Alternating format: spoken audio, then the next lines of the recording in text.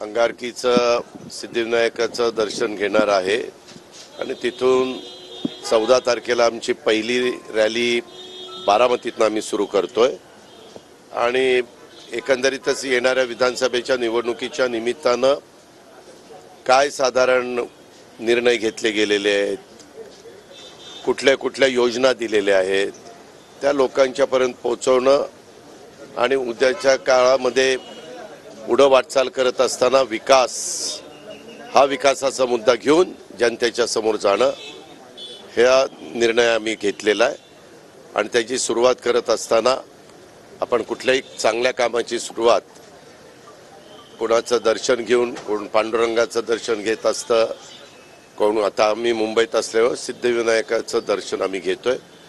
अंगारकी दिवस पण आजचा चांगला। विधान परिषद निवडणुकीसाठी अशा पद्धतीने तुम्ही हे करताय का, प्रार्थना करताय?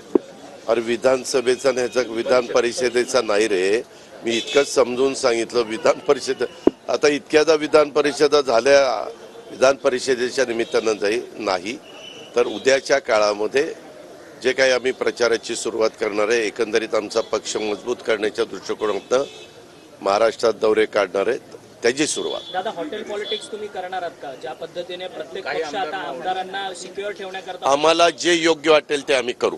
राज्यसभेच्या निवडणुकीच्या वेळी देवेंद्र फडणवीस यांनी महाविकास आघाडीवर डाव टाकला होता, यंदा अजित पवार महाविकास आघाडीवर। एक मिनिट, तसलं काही तुम्ही अंदाज व्यक्त करू नका।